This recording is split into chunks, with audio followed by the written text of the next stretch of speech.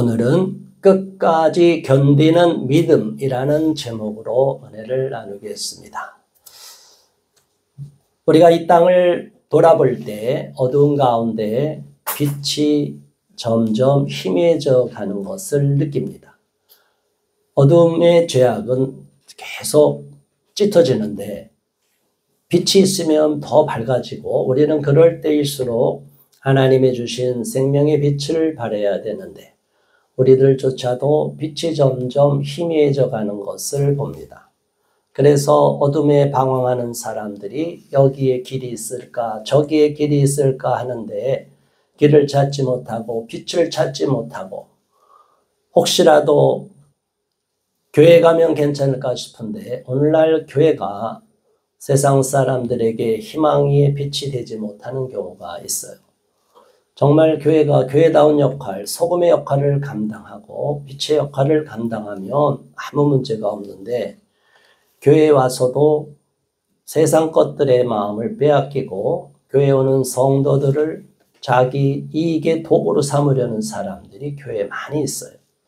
그래서 우리는 정말 두려워하는 마음을 가져야 됩니다. 예수님 당시에 바리새인들이 얼마나 믿음의 모습, 경건의 모습을 보였습니까? 그들은 일주일에 며칠씩 기도하고 사거리 모퉁이에서 거룩하게 의복을 차고 흰옷을 입고 사람들이 지나가는 데에서 아름다운 옷을 입고 예복을 갖추고 기도할 때 얼마나 거룩해 보여요. 경건해 보입니까? 그런데 분명히 아셔야 될 것은 겉모양 갖고 하나님이 평가하지를 않습니다. 지금도 거룩한 의복을 입고 목회자들도 다 가운을 입고 그러면 그것 자체가 거룩을 상징하는 것은 아니에요. 그러니까 우리는 하나님이 중심을 보신다는 이야기를 잘 생각하고 하나님은 외모를 평하지 않고 중심을 보고 우리를 평가하신다는 것을 항상 유념해야 되고 우리 영혼이 시들어 있고 영혼이 병들어 있고 영혼이 세상에 짓눌려 있으면 하나님이 다 보시면 우리의 등불이 희미해지는 것처럼 우리 영혼이 빛을 잃어가는 것처럼 보이는 거예요. 우리는 저 사람이 어떤 상태인지 어떤 사람인지 알 수가 없어요. 그래서 사람은 겪어봐야 되고 오랜 시간이 거쳐야 그 사람의 진면목을 알 수 있어요. 그런데 하나님은 보는 순간 이미 다 알고 계시는 거예요. 보지 않아도 아는 거예요. 그렇기 때문에 하나님께 분별력을 달라고 기도하기를 바랍니다. 어떤 사람과 만나 사업을 하든 어떤 사람과 무슨 일을 도모하든 어떤 일을 하든 하나님이 그 사람이 정말 하나님이 준비하신 분입니까? 예비하신 분입니까? 이렇게 물어봐야 돼. 교회 안에서 이것을 검증하지 않고 조금 봉사 열심히 한다고 믿음의 연수가 차지 않았는데 중책을 맡겨버리면 교회가 혼란에 빠지고 어려움에 빠집니다. 어느 조직이든 마찬가지예요. 제가 시민활동을 하는데도 마찬가지. 처음에 와서 열정을 품고 정말로 뜨겁게 부르짖고 외치고 희생했던 분들이 많이 있어요. 그런데 지나고 나보면 몇 년 지나면 그 사람들이 안 보여요. 또 그런 사람으로 인해서 분란이 생겨요. 그러면 우리 전체적인 조직은 오히려 위험에 빠지게 됩니다.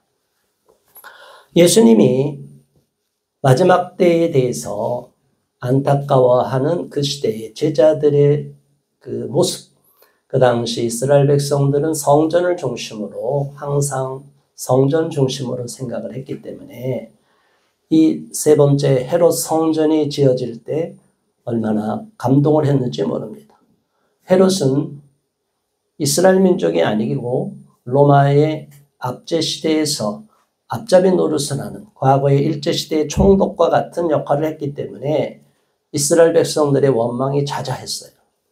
그러니까 또 얼마 전에 한 100몇십 년 전에 하스모니안 왕조로 인해서 이스라엘 백성들이 반란을 일으키고 엄청나게 저항하니까 이것을 무마시키기 위해서 예수님이 오시기 약 20여 년 전부터 성전을 짓기로 다 무너지는 1차 솔로몬 성전이 포로로 끌려가서 무너지고 스룹바벨이 귀환할 때 성전을 짓는데 좀 왜소하게 졌어요. 그런데 그 있던 성전마저 또 로마한테 짓밟혔어요. 무너지고 불타버렸어요.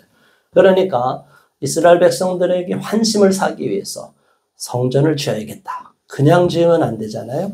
환심을 사기 위해서 이전의 성전 그 뜰보다 2배나 크기를 지으려고 하니 그 이스라엘 그 성전은 특별히 고지대에 짓는 거예요. 그리고 거기는 예루살렘 땅은 넓이가 없어요. 낭떠러지가 있어요. 그런데 그 낭떠러지를 다 축대로 쌓아 올려갖고 특히 기드론 골짜기로 내려가는 그쪽은 엄청나게 축조 공사를 해야 돼요.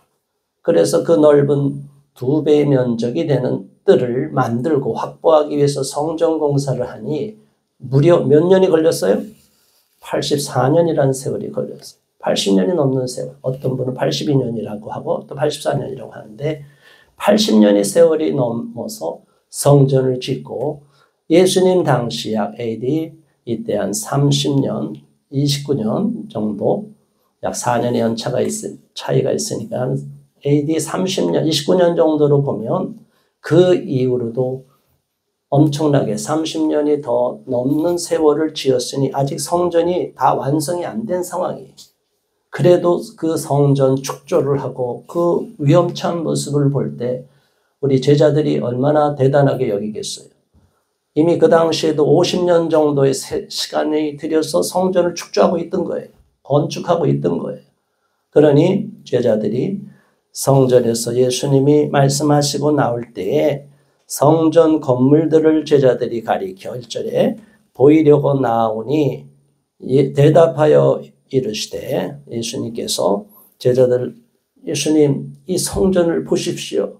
얼마나 멋있습니까? 우리 민족이 이제 성전이 이게 건축되면 얼마나 이방 민족들한테 존경을 받겠습니까? 이게 헤롯이 지은 성전인 건 생각하지 않고 어쨌든 우리 이스라엘 민족이 높이는 여호와 하나님을 경배하는 제사 드리는 성전을 이렇게 크게 짓는다니 이스라엘 백성들은 자부심이 있는 거예요. 그러니까 2절 다 같이 읽습니다.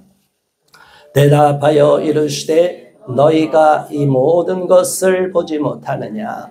내가 진실로 너희에게 이르노니 돌 하나도 돌 위에 남지 않고 다 무너뜨려 지리라.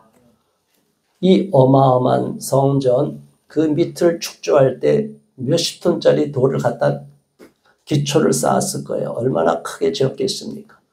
그런데 예수님이 말씀하셔요. 돌 위에 돌 하나가 남지 않고 다 흩어진다는 게 뭐예요?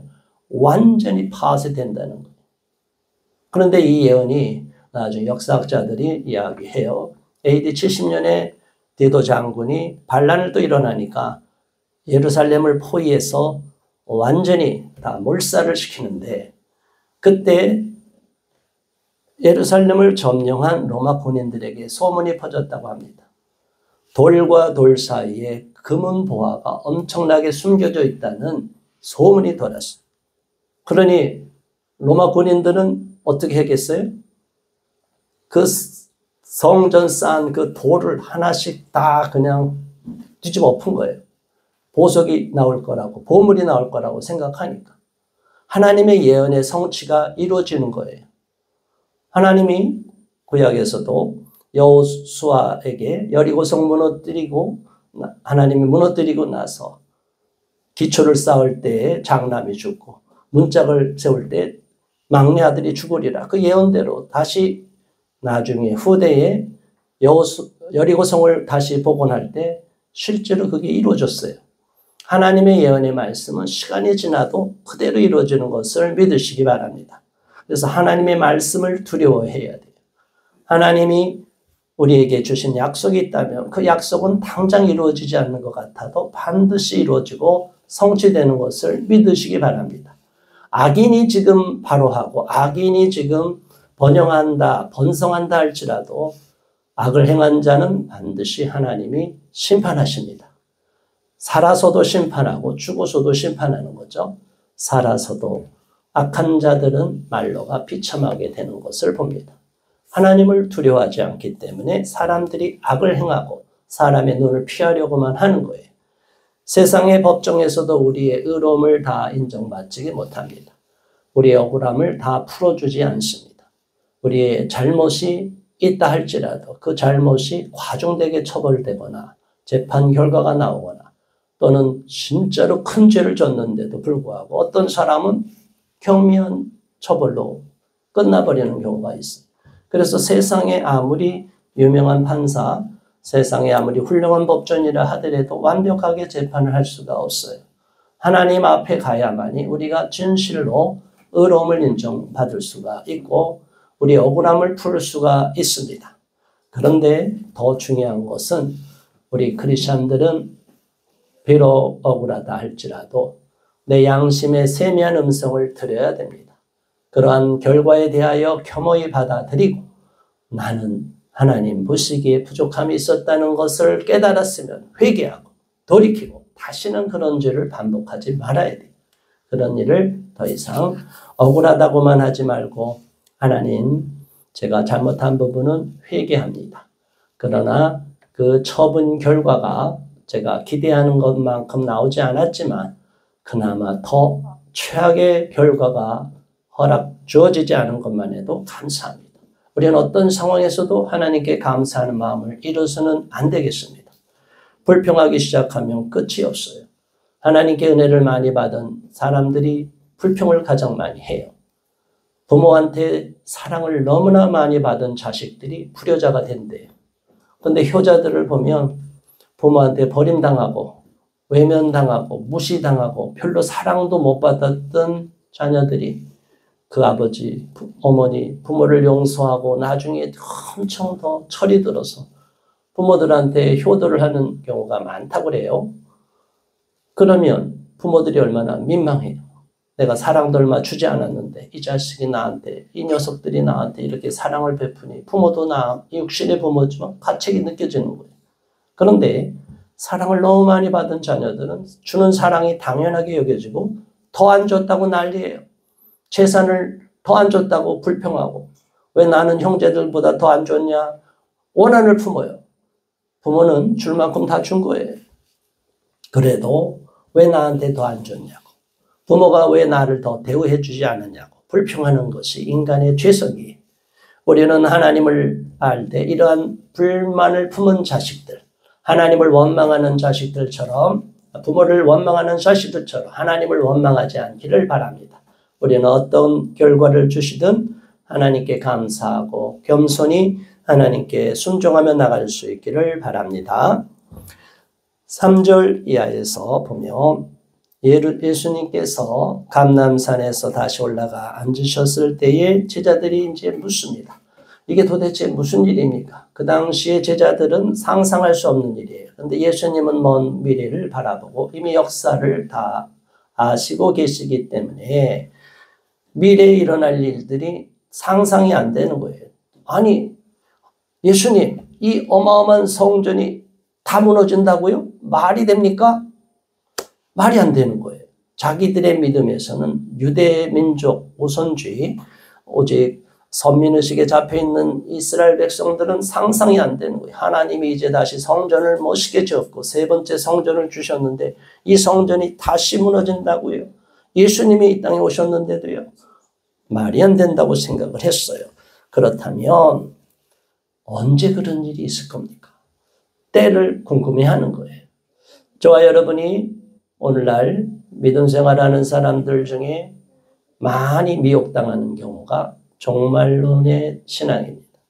성경은 종말의 신앙을 가지라고 그래요. 오늘이 마지막 날이고 마지막 때라 할지라도 우리는 주님이 재림하신다 할지라도 언제든지 맞이할 준비를 하라고 했어요. 그런데 그 날과 때는 언제일지 몰라요.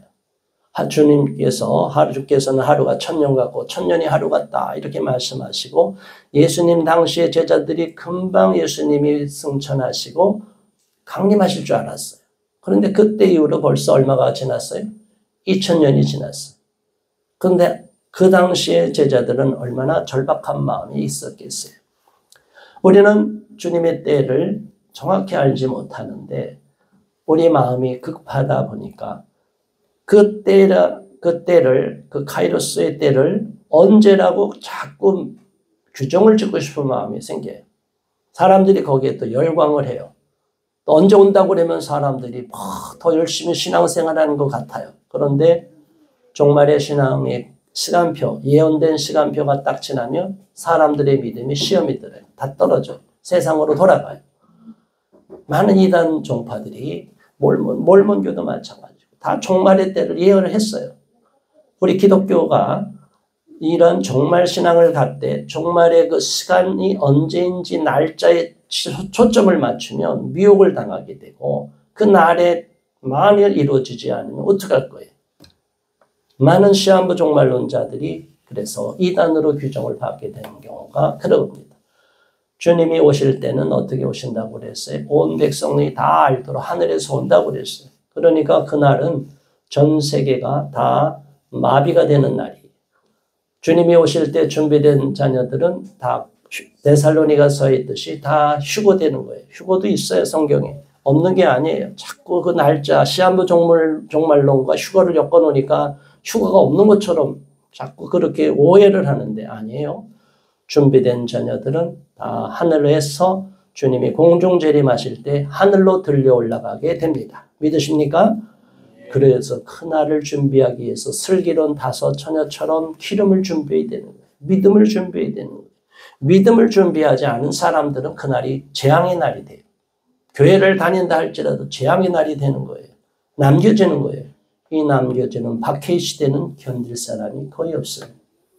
마지막 때는 이스라엘 백성들을 깨뜨리기 위하여 그 종말의 7년 환란기에 전 3년은 반 남겨두지만 후 3년 때는 완전히 다 인간이 이 땅에서 지옥을 경험하는 거예요. 살아남을 수가 없어요. 그 환란과 고통을 견딜 사람이 없어요. 그래서 우리는 주님이 오실 날을 항상 대비하고 깨어 기도해야 되지만 그 날짜가 언제 몇 년도 며칠 날 온다 이 얘기는 마귀에 미혹당하는 거니까 그걸 주장하는 교회는 다 이단이에요. 그러니까 그런 교회에 빠지지 마시기 바랍니다. 예수님이 징조에 대해서 제자들이 물으니까 4절에 이렇게 말합니다. 함께 봉독합니다. 예수께서 대답하여 이르시되 너희가 사람의 미혹을 받지 않도록 주의하라. 무엇을 받지 않도록요? 사람의 미혹. 모든 이단 빠져서 못 벗어나는 사람들이 왜 그래요? 교주에 대한 숭배 또는 이 시한부 종말론에 대한 두려움. 내가 혹시라도 여기를 떠나면 심판받지 않을까. 그리고 금방 온다고 그러는데 우리 교주님 말씀이 맞지 않을까. 이런 생각에 빠져서 거기를 못 벗어나는 거예요. 이단과 사이비의 특징은 이단은 교리적으로 삼위일체 교리에 대해서 성부, 성자, 성령에 대해서 다 이렇게 위배된 거.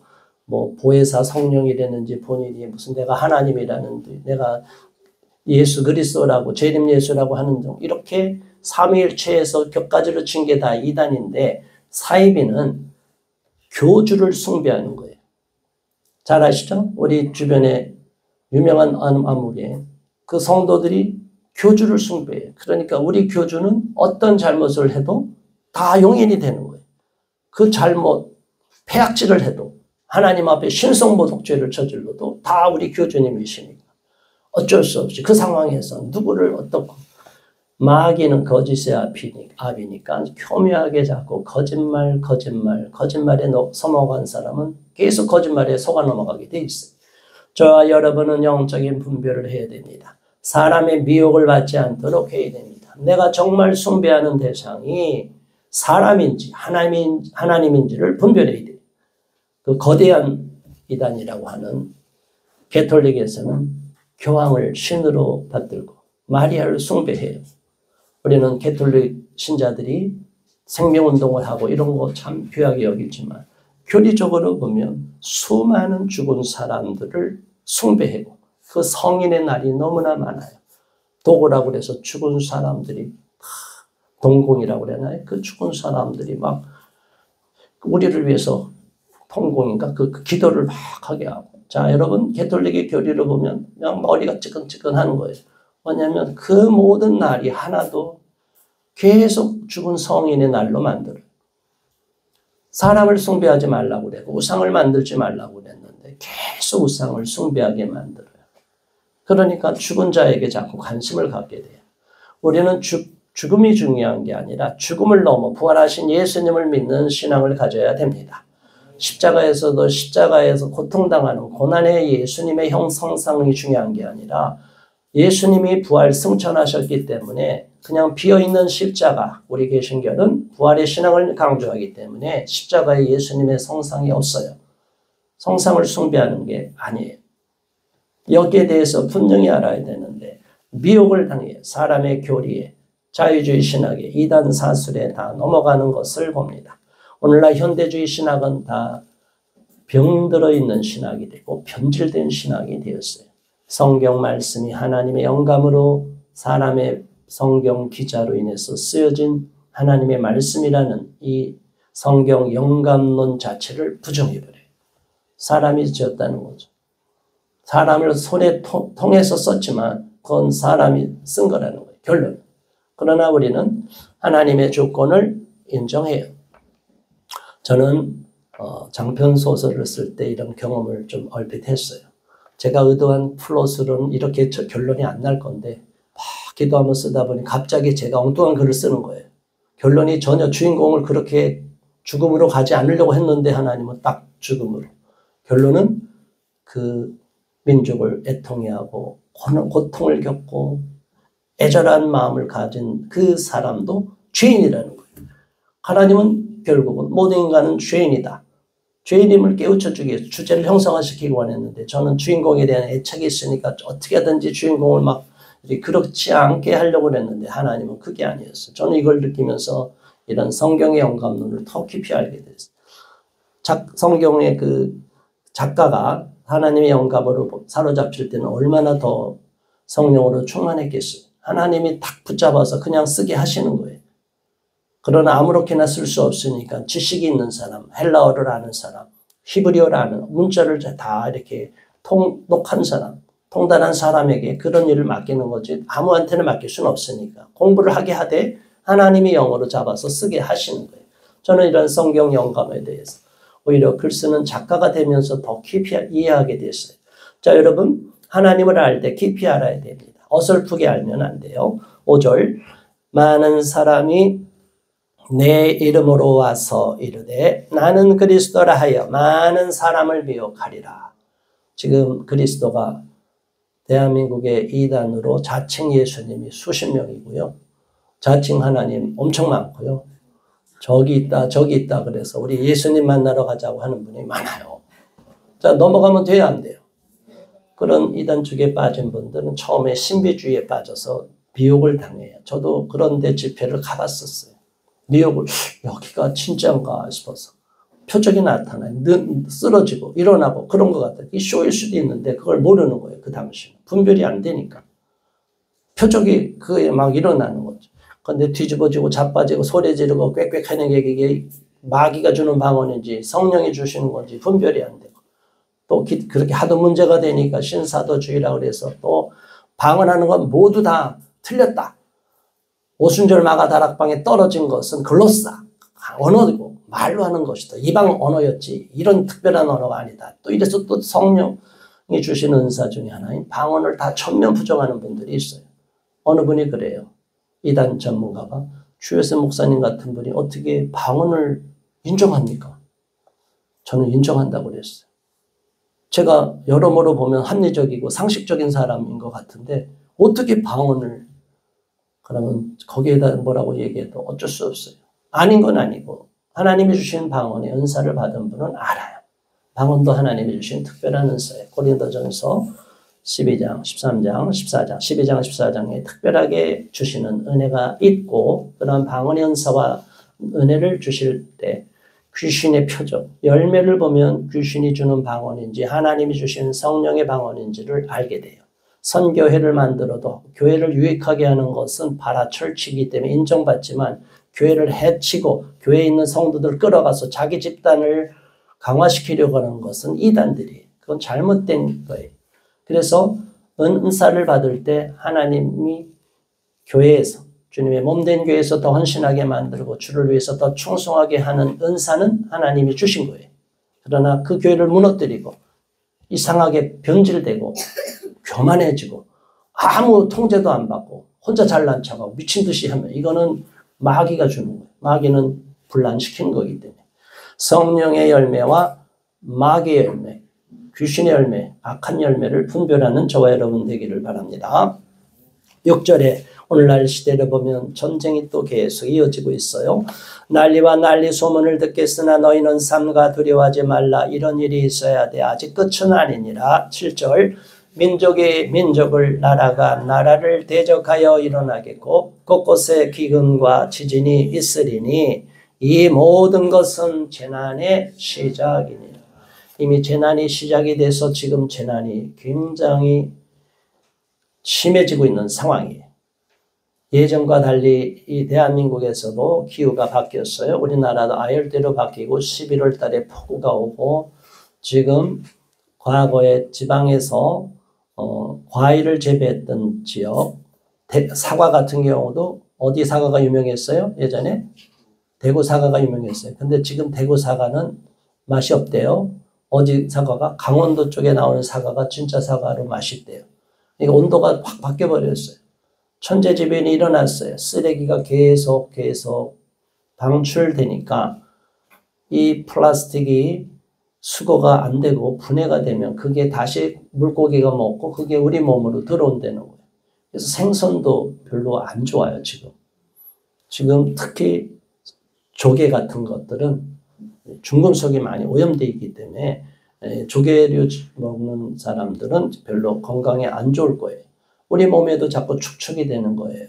우리 몸이 점점 안 좋아지고 건강을 위해서 그래서 또 환경, 지구, 기후위기가 있는데 이거를 신경 안 쓰고 동성애만 반대하느냐고 저기 정신나간 피시주의자들이 물들어 있는 기독교 내 저쪽 세력들은 우리가 12.7 지난주에 했던 대회도 반대를 했어요. 기후위기를 얘기해요. 기후는 과장될 수도 있어요. 북극의 얼음은 과거에 더 많이 녹았을 때가 있고 또 시간이 지나면 다시 복원이 돼요. 자, 우리는 천재지변이 일어나고 인류 문명이 탄소를 많이 배출하는 것 같고 뭐라는데 또 어떤 분들은 과학자들은 탄소가 많이 배출되므로 생산량이 식물, 곡물의 생산량이 얼등히 높아졌대요. 탄소가 많아야 생산량이 높아진대요.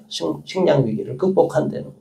이런 과학자들의 의견이 다 다른데 우리는 그거를 갖고 어느 한 특정 과학자들이 주장하는 기후위기를 갖고 다 오 주여 기후위기를 해결해 주소서 이렇게 기도해요. 오늘 주님이 오시면 기후위기가 무슨 소용이 있어요? 한 영혼을 구원하는데 우리는 초점을 맞춰야 될 줄 압니다.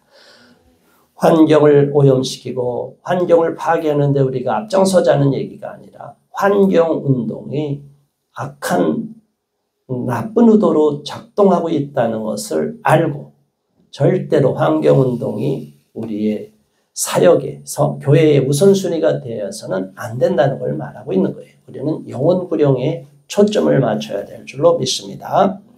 9절 그때의 사람들이 너희를 환난에 넘겨주겠으며 너희를 죽이리니 너희가 내 이름 때문에 모든 민족에게 미움을 받으리라. 저는 분명하게 말씀드립니다. 사람이 제 주위에 많이 있다 하더라도 저는 하나님 앞에 단독자라는 것을 항상 인식하고 있어요. 저를 많이 지지하고 사람들이 덜 지지하고 이게 문제가 아니라 최악의 상황에는 예수님을 따랐던 그 수많은 군중들이 다 사라지고 홀로 법정에 서는 예수님과 똑같다는 거예요. 저와 여러분은 사람이 나를 다 지지하고 아무리 나를 많은 사람이 인정하고 추종한다 하더라도 인기 있는 자리에 올라간다 할지라도 그 사람에 미혹당하지 마시기 바랍니다. 저는 지금 그런 고독함을 느끼고 있고 또 어제 꿈자리도 안 좋았어요. 새벽에 잠깐 눈 묻힐 때 잔 꿈에서도 악한 세력들이 저를 이 악한 세력은 그냥이 아니라 어마어마한 조직폭력배와 같은 이런 자들이 저를 잡으려고 그렇게 해하려고 하는 것을 보아요. 저는 이 악한 세력, 피시주의자 배후에 모든 세계의 악의 무리들이 다 결탁되어 있다는 걸 알기 때문에 그 악한 자들이 글로벌리스트들이 전 세계에 어마어마한 마피아를 비롯한 조직, 사마패를 비롯한 조직 폭력배들도 다 수하로서 거느리고 있다는 걸, 다 활용하고 있다는 걸 알아요. 그래서 우리는 어떤 상황에서든지 목숨을 내놓고 하나님의 일을 감당해야 돼요. 두려워하면은 마귀에 빠지고 올무에 빠져요. 사람을 의지하면 사람에게 미혹하고 두려워하면 올무에 빠져요. 오직 여호와를 의지하는 자만이 안전할 줄 믿습니다. 죽음의 위경에 가도 사자 입에 들어가도 그런 악한 자들에게 끌려가도 심지어 저들이 저를 고문한다 할지라도 저는 주님을 배반할 수가 없고 순교의 각오로 가는 거예요. 항상 이런 마음을 저는 갖고 있기 때문에 언제든지 저는 고독하게 주님 앞에 서 있는 모습을 기억하고 제 일생의 기도 제목은 배교하지 않게 해달라는 겁니다. 죽음을 각오한 정도가 아니라 고통을 겪고 저들이 저를 고문해서 제가 하나님을 부인할까 봐 저는 두려운 거예요. 저는 죽는 게 두려운 게 아니라 하나님 앞에 배반해서 순교의 자리에까지 나가지 못할까 봐 두려우고 혹시라도 제가 배교할까 봐 두려운 거지 죽음은 두렵지 않아요. 저와 여러분들이 믿음 생활한다는 것을 잘 아시기 바랍니다. 많은 무리들이 모여 있다고 그곳에 하나님 있는 게 아니에요. 교회 숫자가 중요한 게 아니에요. 정말 저와 여러분, 이곳에 모인 여러분들, 또 이 방송을 듣는 분들은 내가 정말 하나님이 오늘 내 목숨을 거둬가고 내가 정말 악한 자들에게 끌려가서 순교냐 배교냐 갈림길에 설 때 내가 순교할 믿음이 있느냐 생각해 보시고 아직 거기에 이르지 못했다면 회개하시고 하나님 앞에 더욱 가까이 죽음에 이르러도 주님을 부인하지 않고 주님을 떠나지 않는 믿음을 달라고 기도할 수 있는 저와 여러분 되기를 바랍니다. 그것을 진짜로 제자들에게 요구하셨어요. 누구든지 나를 따라오려거든 자기를 부인하고 십자가를 지고 오라. 이 얘기가 뭐예요? 십자가의 죽음을 각오하고 와라. 예수님 믿다가 붙잡힌 사람 초대교회에 얼마나 많은 사람이 죽었어요? 역사적으로 보면 로마의 10대 황제부터 네로 황제, 도미티안 쭉 이렇게 해서 우리가 유명한 마르쿠스 아울레리우스 유명한 황제면서 철학자도 수많은 기독교인을 죽였어요. 그 10대 박해가 있어요. 그러니까 오늘날 터키 지방에 로마의 지하에 카타콤뿐이 아니라 거기도 다 이제 박살나니까 저쪽으로 도망쳐서 마게도니아 지방 갑바도기아에 가면 지하 도시가 있잖아요. 얼마나 많은 사람들이 동굴에서 태어나서 동굴에서 죽는 그 기간 동안 얼마나 많은 사람들이 순교를 하지 못할까 봐 피해가서 박해의 시기를 피하기 위해서 그러한 생명을 보존하기 위해서 지하로 숨어서 신앙을 지켰는지를 생각하는 저와 여러분 되기를 바랍니다. 이제는 박해의 시대가 다가오고 있어요. 과거와 같이 이제는 숨을 데가 없어요. 저와 여러분의 모든 것이 전자로 다 체크가 되어 있고 어느 나라 가든지 저와 여러분은 다 공개되어 있는 사람이고 만일 저 같은 경우는 벌써 요주인물로 찍혀있기 때문에 이상한 데로 가서 끌려가면 제가 이상한 나쁜 조직 범죄자들을 이용해서 저를 끌고 갈 수가 있기 때문에 제가 굳이 해외여행을 좋아하지도 않지만 함부로 가지도 않아요. 그리고 제가 가는 모든 것을 동선을 공개를 해요. 공개를 해야만이 또 보호를 받기 때문에 이만큼 저는 핍박받는 시대, 차별받는 시대, 저는 벌써 세상이 무섭게 변하고 있다는 걸 피부로 느끼고 있는데 사람들은 지금 이 세상이 너무나 안전하고 편안하고 행복하고 낙원, 컴퓨터피아가 온다고 생각을 해요. AI 시대가 오면 AI가 우리를 목을 조르는 줄 몰라요. AI가 오작동이 일어나서 로봇을 통해서 우리를 죽일 수가 있어요. AI 비서가 내 목을 조르는 거. 이건 이미 많은 무학가들이 과거에 쓴 그 책에 나오는 거예요. 인간을 노예화시키는 거예요. 그런데 우리는 이게 아름다운 시대고 이게 유토피아로 가는 컴퓨터피아 시대라고 착각에 빠져 있는데 두려워하시기 바랍니다. 주님이 오실 날이 가까이 왔다는 것을 아시기 바랍니다. 모든 민족에게 우리는 미움을 받게 되고 10절 그때 많은 사람이 실족하게 되어 서로 잡아주고 서로 미워하겠으며 형제가 형제를 가족들이 서로 미워하고 고소하고 자기만 살겠다고 하겠으며 거짓 선지자가 11절 거짓 선지자가 많이 일어나 많은 사람을 미혹하게 했으며 12절 불법이 성함으로 많은 사람의 사랑이 식어지리라.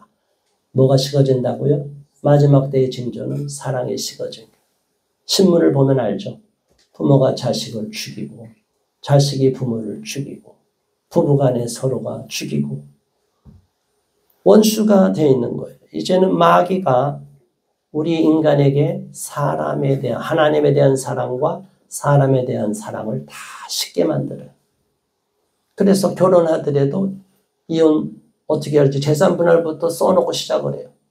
이게 뭐예요? 전제가 이혼할 거라는 거 가정이에요. 물론 히브리 결혼 제도 속에서도 여성을 보호하기 위해서 크투바라고 그래요. 결혼 계약서, 혼인 계약서를 쓰기는 해요. 거기에는 이혼당하면 여성들이 아무것도 보장을 못 받기 때문에 그 보장하기 위한 여성의 권리를 보장하기 위한 혼인 계약서를 이스라엘 백성들은 후대에 그걸 만들었어요. 그래서 혼인 계약서라는 크투바가 있는데 아무튼 오늘날 보면 하나님을 두려워하지도 않고 하나님이 짝져준 결혼식도 생각하고 주례도 없애고 자기들끼리 혼인 서약하고 결혼식을 끝내요. 그러면 한 사람이 감정이 식으면 우린 더 이상 사랑하지 않으니까 헤어지는 거예요. 이걸 정당화시켜요. 사랑은 감정으로 가는 게 아니라 감정 플러스 의지가 진짜 사랑이에요. 저 여자, 저 남자, 왼수 같아. 그러나 하나님이 나한테 주신 남편이지, 아내지. 의지를 갖고 끝까지 사랑하는 거예요. 그게 진짜 사랑이에요. 그걸 갖고 우리는 평가를 받는 거예요. 내가 상대방을 무시하면 상대방도 나를 무시해요. 그거는 부부 사이에 오래 갈 수 없고 진짜 사랑이 아니다. 우리가 하나님을 사랑할 때 끝까지 사랑하는 마음을 가져야 되고 그 끝까지 사랑하는 마음이 끝까지 견디는 믿음을 허락하여 줍니다. 부부간의 사랑도 그러한 의지가 계속 변함이 없을 때 의지를 포기하지 않고 하나님이 나에게 준 짝이니까 하나님이 주신 짝은 갈라설 수 없다고 했는데 이 믿음을 갖고 있다면 절대로 갈라설 수 없어요. 그러나 갈라서는데 앞장서는 자는 마귀에게 넘어갔거나 하나님의 뜻을 모르고 있는 것이에요.